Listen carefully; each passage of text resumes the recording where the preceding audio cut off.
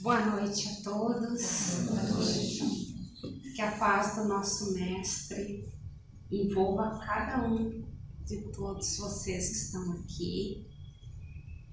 E nesse momento convidamos a serenarem os seus corações, guiados pela paz que essa seara de Jesus nos proporciona, tirando dos nossos corações o peso das aflições, a dor do desespero, a insegurança. Ó Mestre Jesus, envolve-nos com a tua paz. Tu que dissestes, a minha paz vos dou. E que a paz do Mestre nos guie hoje e sempre. Que assim seja. Que assim seja. Prezados irmãos, o tema que nos coube hoje tem por título Semeadora. Mas tendo sido semeado, cresce. Jesus então pronunciou, está registrado essa fala do Mestre no Evangelho de Marcos 4:32. Vamos primeiramente pensar o que significa semear. Quando nós vamos semear algo, em que nós estaremos falando aqui metaforicamente, usando a semente, mas nos referindo à semente das circunstâncias que nós semeamos através dos nossos atos, dos nossos pensamentos, das nossas atitudes, das nossas ideias. Quando nós vamos semear algo na terra, nós escolhemos a semente daquilo que nós pretendemos colher. Então, se eu semeio uma semente de maçã, eu vou colher maçãs.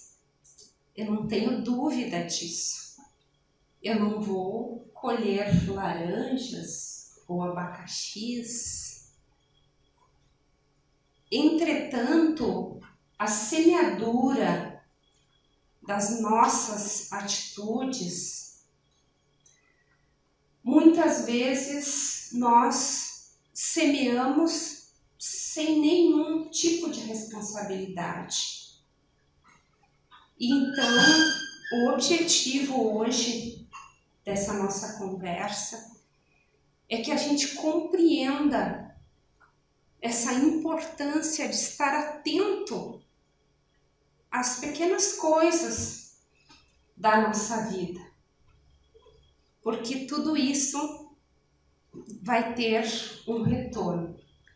Esse tema, ele é do livro Caminho, Verdade e Vida, que é da coleção Fonte Viva, do Espírito Emmanuel, psicografada por Chico Xavier.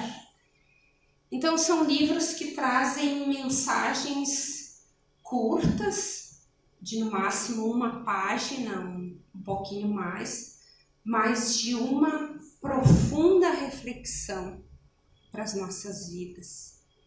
O Espírito Emmanuel, que foi o mentor principal de Chico Xavier, mas que é o mentor de todos nós, porque esses ensinos que ele trouxe não foi só para o médium Chico Xavier, mas para toda a humanidade. Esse espírito, então, que teve esse compromisso assumido de trazer essas reflexões dos evangelhos né, sobretudo do Novo Testamento. Então está no capítulo 35, nós vamos então pensar algumas ideias principais e vamos nos utilizar também de algumas outras obras da doutrina espírita que irão complementar as ideias que nós vamos conversar. Diz então Emmanuel: é razoável que todos os homens procurem compreender a substância dos atos que praticam nas atividades diárias. Porque tudo tem um reflexo. Então, tudo que eu falo, tudo que eu faço, tem um retorno. E se nós falamos sem pensar, nós agimos sem pensar, nós vamos ter sempre uma consequência desses atos. Quantas vezes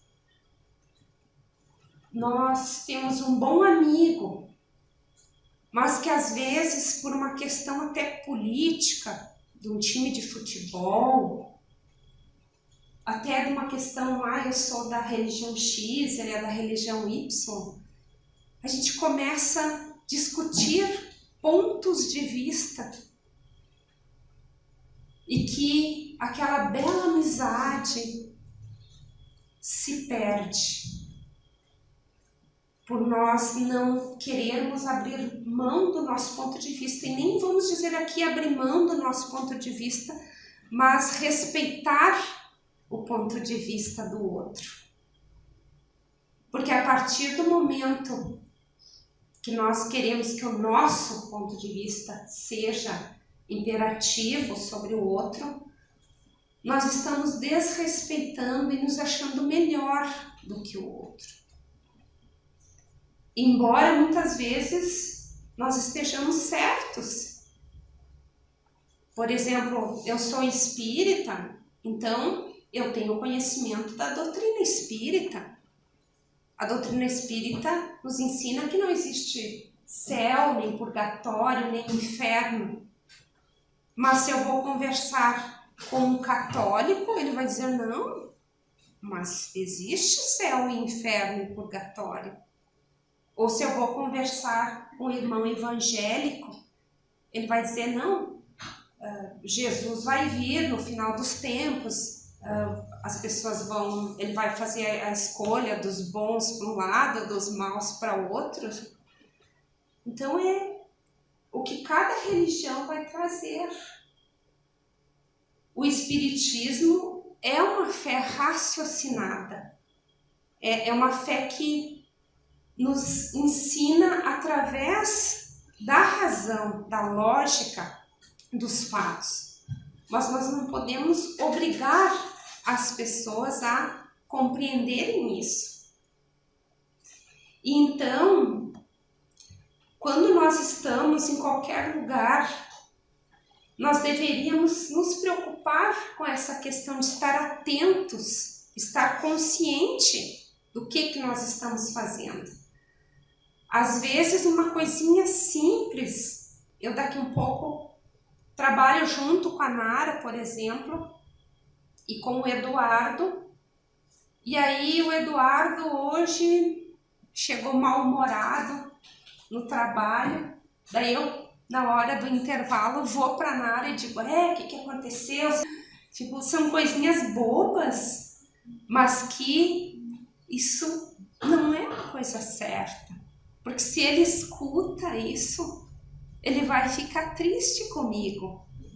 E para ele talvez eu seja uma boa pessoa, um bom amigo, mas isso vai colocar já uma pinta de coisas negativas. E talvez eu vou colocar a Nara também numa situação ruim com ele, porque ela está me escutando, ele pode entender que ela está me apoiando. Então temos que ter responsabilidade. Às vezes nós estamos trabalhando, por exemplo, numa empresa né? E ainda mais hoje, com tantas questões de corrupção, pode ser que a gente seja impelido a ser convidado, sei lá, a fazer uma coisa errada. E Emmanuel deixa bem claro ali que a gente tem que estar, né, no mundo, na sociedade, nós precisamos estar, nós estamos aqui evoluindo, mas que nós não podemos nos corromper, que o certo é o certo. Então, eu usurpar essa garrafa da Mara é R$5, né? 6. Não vai fazer falta para ela, mas é um tipo de corrupção. E eu usurpar milhões é a mesma questão, claro, de moral, né? Não de valor, mas de moral. Então é importante que a gente também se posicione como cristão na sociedade e nos locais onde nós estamos. E ainda mais nós, no nosso país, que tem a famosa peja do jeitinho brasileiro. E nós temos que lembrar que uma das leis de Deus, que engloba todas as outras, que depois, talvez, se der tempo, nós vamos falar um pouquinho, é a lei de justiça, amor e caridade. Então vejam os irmãos, qual é a palavra que vem primeiro nessa lei?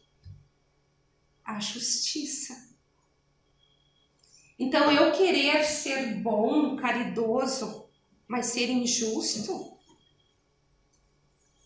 é melhor eu não fazer a caridade do que ser injusta. Por exemplo, eu vou furtar esse livro aqui do Eduardo, porque ele tem uma coleção de livros, ele tem 5 livros dos Espíritos em casa, não vai fazer falta.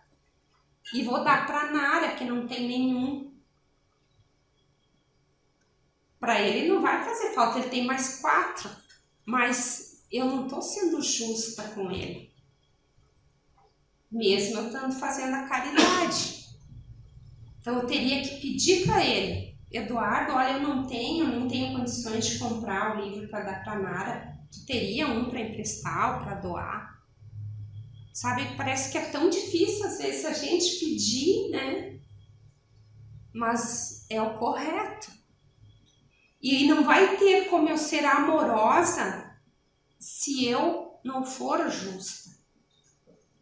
Então, como disse Jesus nas bem-aventuranças, bem-aventurados os que têm sede e fome de justiça, porque serão fartos, serão saciados.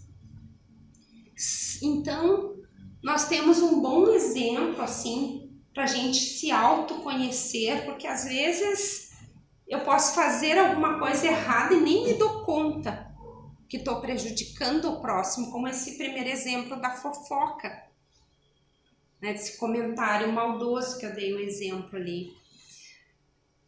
Santo Agostinho, na questão 919, que nós temos certeza que quem frequenta as palestras da casa já ouviu, essa questão é muito conhecida, né, no Espiritismo, ela é muito comentada, que é a questão do autoconhecimento, onde o Espírito Santo Agostinho ensina para nós, né, através então do questionamento de Kardec, uma forma como a gente poderia então se autoconhecer. Ele deu um exemplo de como ele fazia. Então, sempre antes de dormir, ele passava em revista o seu dia, identificava ali pontos que ele foi injusto, ou não foi caridoso, ou foi malévolo, agiu contra o próximo, ou às vezes contra ele mesmo. Porque, por exemplo, se eu como em excesso, se eu faço exercício, eu sei que aqui eu vou pegar talvez na consciência de muitos, que para mim não é fácil fazer exercício também, mas eu vou, porque eu sei dessa importância, né? Do alimento em excesso, às vezes os vícios. E isso também está prejudicando a nós. Não estou prejudicando o outro, estou prejudicando a mim mesmo, né? Ou contra o próximo, né? Ou contra as leis de Deus.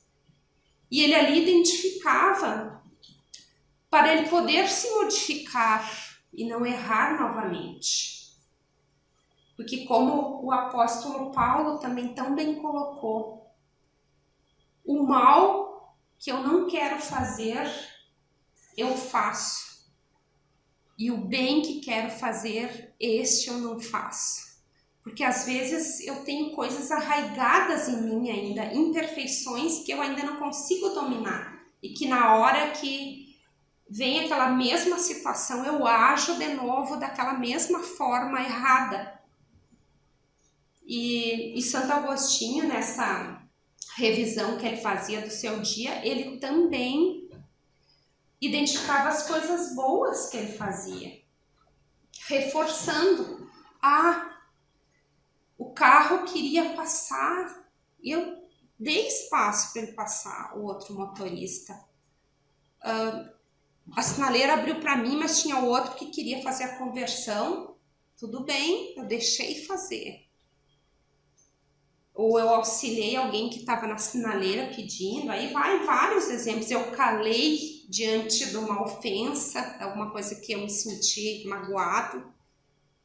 Então, tudo isso também ele reforçava, ele ficava contente com isso. É importante também nós valorizarmos, né? E também diz Emmanuel que é imprescindível examinar a qualidade de sua contribuição pessoal no mecanismo das circunstâncias, porquanto é da lei de Deus que toda a semeadura se desenvolva. Como nós já falamos antes dessa questão que o que eu planto eu colho, então é da lei divina que tudo que eu semear eu vou colher, seja vento ou tempestade, ou seja sol, o que eu plantar, o que eu fizer vai ter um retorno. Então daí não adianta às vezes eu fazer e, mas como é que eu vou fazer isso e agora? Agora eu vou ter que assumir. Eu não sou culpada, eu sou responsável por aquilo que eu fiz. Que bom que, claro, que eu já enxerguei, né, que eu fiz errado. Porque tem pessoas que ainda não conseguem nem ver o seu próprio erro. Mas se tu faz e já se dá conta, que bom. Mas só que tu já fez, tu já falou, tu já agiu. Então agora a colheita vem. Mas claro que quando eu já me arrependo, já vem mais leve. Porque uma etapa da questão do erro eu já passei, que é o arrependimento. Agora eu vou ter que reparar esse erro cometido ou expiar, né? Que expiar é me colocar, é passar exatamente pelo que eu fiz o outro passar. Por isso que o apóstolo Pedro disse que o amor cobre a multidão de erros. Porque se eu já me arrependo e eu já reparo pelo amor, eu faço coisas boas para aquela pessoa ou para outras, que vai refletir também no bem, atitudes no bem, eu vou estar então já reparando aquilo pelo amor, eu não vou necessitar passar pela expiação.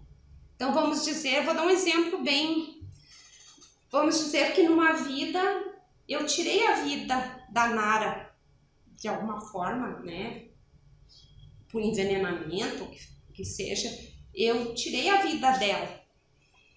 Então, no plano espiritual, eu me arrependi disso e me propus a vir como mãe dela nessa vida.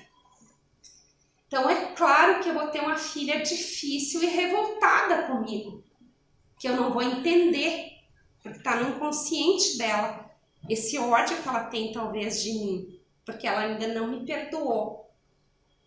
Mas eu, como mãe, vou acolher ela, vou prover as necessidades dela, vou tratá-la com carinho, mesmo ela sendo revoltadinha. Vou fazer de tudo para ajudar essa filha. E com o tempo, então, as coisas vão serenando. Ela vai começando a me amar, ainda mais quando passar a adolescência, que ela for adulta, que ela tiver os filhos também. Daí ela vai dizer, bah, que bom, né? A minha mãe tinha paciência, como eu era revoltada e tudo mais. Então, eu vou estar, através do amor, reparando esse erro que eu cometi. Eu tirei a vida dela numa, mas eu dei a vida dela na outra encarnação, na nova encarnação. E com isso, em vez de, se eu recusasse, não, eu odeio, não quero, mas nunca vou receber ela como filha, o que aconteceria? Ela poderia vir ser até um assassino, sei lá, alguém que iria talvez me encontrar aí nos caminhos da vida e talvez até me tirar a minha vida daí. Então é só para vocês entenderem, né? A questão que semeou vai colher, não adianta. Então às vezes vai ter o nosso anjo da guarda que vai aliviar um pouco a nossa carga, vai nos dar força, vai nos dar coragem, a nossa família, nossos entes queridos. Se a gente está melhorando também, as coisas vão ser mais fáceis, mas ninguém vai conseguir impedir a colheita. A colheita, ela vem, né? Ninguém vai conseguir, os mentores, dizer, não, vou tirar essa pedra do caminho da Simone agora. Não tem como fazer isso. Eles podem me ajudar a ter força para pular, né? Vou romper ali por cima da pedra, caminhar pelo lado, mas a pedra vai vir no meu caminho ali. Eu vou ter que contornar ela. Vou ter que saber administrar, né? Então, ninguém, mentor nenhum, vai tirar. Por isso que, às vezes, uma doença que a gente tem, alguns conseguem a cura, né? Quantos com câncer se tratam, conseguem melhorar. Outros não conseguem. Não conseguem por quê? Porque tem aquela expiação, aquele aprendizado que talvez ele mesmo escolheu para passar. Aqui também, para complementar a nossa reflexão, nós trouxemos do Evangelho segundo o Espiritismo, que tem no capítulo 17, Sede Perfeitos, o item sobre o dever. Então, só pensamos ali uma colocação dos Espíritos, que o dever ele principia para cada um de vós exatamente no ponto em que ameaçais a felicidade ou a tranquilidade do vosso próximo, e acaba no limite que não desejais que ninguém transponha com relação a vós. Segundo o Espírito Lázaro, que traz essa mensagem, o dever, ele é em primeiro lugar uma obrigação moral para conosco mesmo, o dever. Não é os direitos, porque a gente só quer direitos, né? Claro que a realização dos deveres vai nos permitir ter os direitos também. Mas, às vezes, nós queremos só os direitos. Ele é uma obrigação moral, então, conosco mesmo, em primeiro lugar, e também com o nosso próximo. Então, tá ali que começa quando a gente vai querer invadir o espaço do outro, né? O limite do outro vai prejudicar o outro, vai fazer ao outro o que eu não gostaria que fosse feito para mim. Aí o dever, né, começa ali. E termina quando alguém quer invadir também a minha vida, quer também fazer algo contra mim, né? Ou seja, também que ele não gostaria que fosse feito para si. O bem semeia a vida, o mal semeia a morte.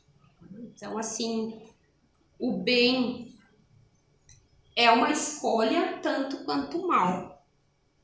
Porque quando Deus nos deu o livre-arbítrio, Ele nos criou simples, ignorantes, mas dotados de livre-arbítrio para que nós fizéssemos as nossas escolhas. Ficássemos livres para escolher. E como o apóstolo Paulo também nos lembrou, Paulo que era inspirado por Jesus, através do Espírito Estevão.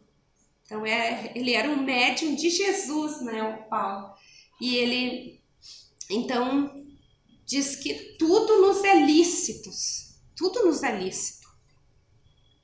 Tudo. Mas nem tudo nos convém. E tem o outro aspecto daí da lei do livre-arbítrio, que eu sou responsável e que eu vou ter as consequências, como nós já comentamos antes.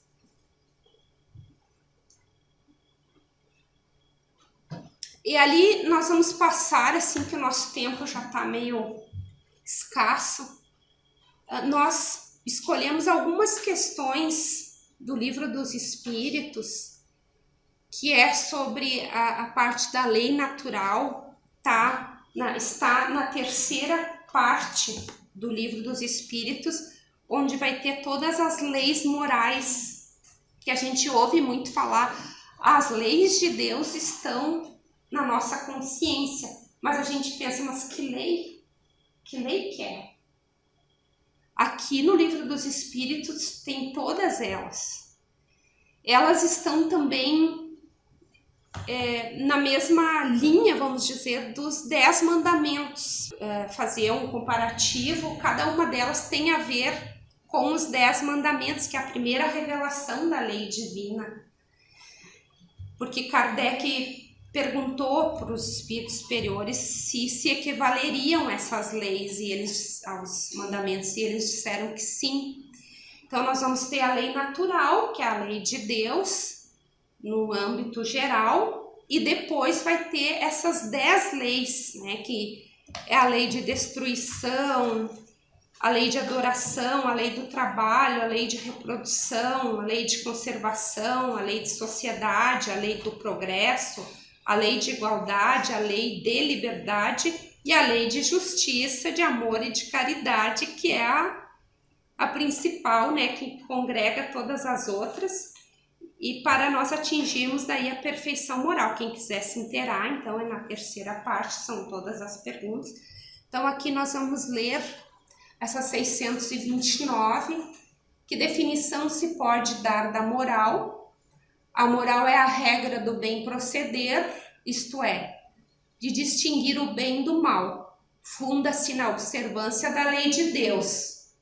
O homem procede bem quando tudo faz pelo bem de todos, porque então cumpre a lei de Deus. Fazer o bem para todos é o contrário do egoísmo, porque o egoísmo é eu fazer o bem só para mim, só penso em mim. E aí, para cumprir a lei de Deus, é fazer o bem para todos. 630. Como se pode distinguir o bem do mal? O bem é tudo o que é conforme a lei de Deus. O mal, tudo o que é contrário. Assim, fazer o bem é proceder de acordo com a lei de Deus. Fazer o mal é infringi-lo. Então, se a gente tiver dúvida, fazer o bem, se fosse lá para os 10 mandamentos, né? Amar a Deus sobre todas as coisas, como o próximo, como a ti mesmo, e aí vai, todos eles: não matar, não desejar o boi, o asno, a mulher do próximo, não levantar falso testemunho, né? Todos os 10 mandamentos. Então, seria proceder bem. Se eu fizer o contrário, se eu matar, se eu tiver vários deuses, né, se eu fazer ao próximo o que eu não gostaria que fosse feito para nós, eu estou fazendo o mal.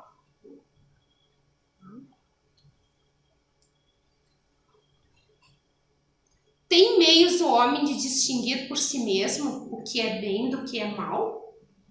Sim, quando crê em Deus e o quer saber. Deus lhe deu a inteligência para distinguir um do outro. Tem gente que está satisfeito de estar no mal, se sente bem. Fazer o bem, jamais. Ele está vivendo aquela realidade. Só que essa realidade é temporária, Porque vai chegar um momento que a nossa consciência vai nos cobrar isso e vai vir a consequência dos nossos atos, a dor, né, o sofrimento, seja aqui nessa vida, seja depois da morte, seja depois do desencarne, seja depois do retorno. Estando sujeito ao erro, não pode o homem enganar-se na apreciação do bem e do mal e crer que pratica o bem quando em realidade pratica o mal? Aí vem o conselho muito sábio dos espíritos. Jesus disse: vede o que quereis que vos fizessem ou não vos fizessem. Tudo se resume nisso: não vos enganareis. Então, furtei o livro da Nara. Ah, mas eu gostaria que alguém furtasse um livro de meu livro. Eu não ia gostar. Eu ia querer que a pessoa me pedisse. Eu ia dar daí, mas não ia furtar. Então, o que eu não quero que o outro faça, para mim, eu não posso fazer.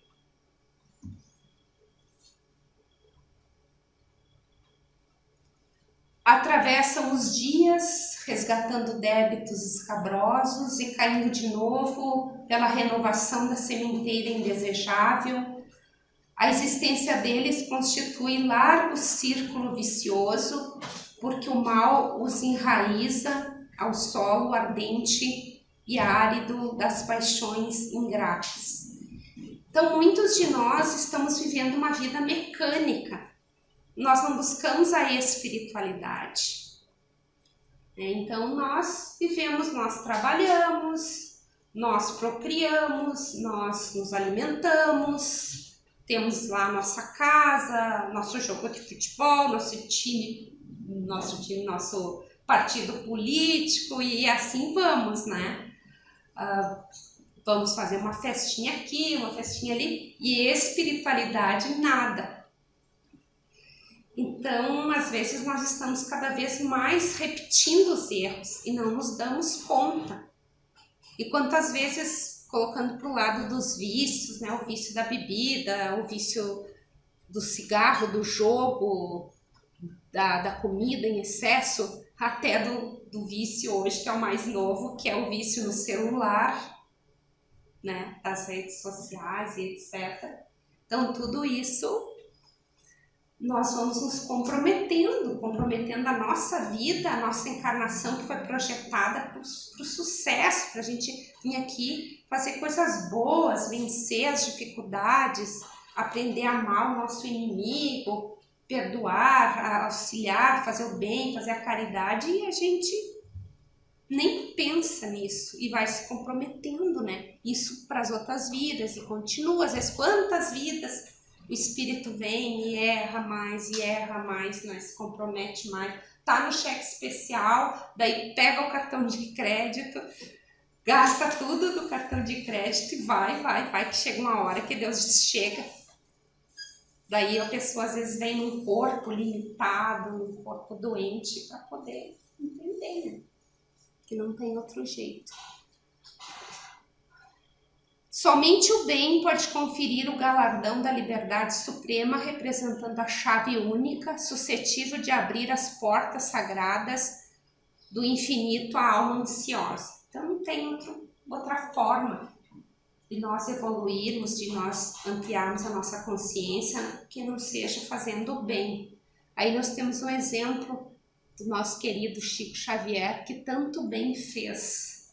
Deixou mais de 400 livros, que são um legado para toda a humanidade, e ainda fez a caridade também, né, na parte física. Quantos ele ajudou, né, tantos relatos, tantos livros que tem sobre a vida dele. E ainda diz Emmanuel: haja, pois, suficiente cuidado em nós cada dia, porquanto o bem ou o mal, tendo sido semeados, crescerão juntos de nós de conformidade com as leis que regem a vida. Então, como nós já comentamos, uma vez que eu fiz, eu sou responsável, eu vou ter que reparar isso, né? E ainda vou ter que conseguir o perdão, porque às vezes eu reparo, eu me arrependo, mas a pessoa não me perdoa. E fica aquilo, um dia nós vamos ter que, eu posso ser até um espírito puro, mas se tiver um que não me perdoou ainda, eu vou estar me sentindo mal e vou precisar desse perdão. E para finalizar, o nosso Mestre Jesus nos disse: porque onde está o teu tesouro, aí estará também o teu coração. Então, se o meu tesouro está só nas coisas materiais, ali está o meu coração. Se o meu tesouro está só na beleza física do meu corpo, ali está o meu coração. Mas se o meu tesouro estiver na caridade, no amor ao próximo, no eu estar aqui nessa proposta de fazer o bem, de me melhorar, de vigiar, de orar, ali também estará, então, o meu coração. Então, nós agradecemos aos nossos irmãos, agradecemos a espiritualidade que também nos sustentou e nos intuiu, e nos colocamos novamente nessa posição de elevação dos nossos pensamentos, agradecendo por estarmos encarnados, pelos desafios que nos fazem crescer, pelas lições que a vida nos traz e por termos a coragem de fazer a ceifa do bem e do mal que nós plantamos e separando esse joio do trigo. Que Deus nos ilumine hoje e sempre e que assim seja.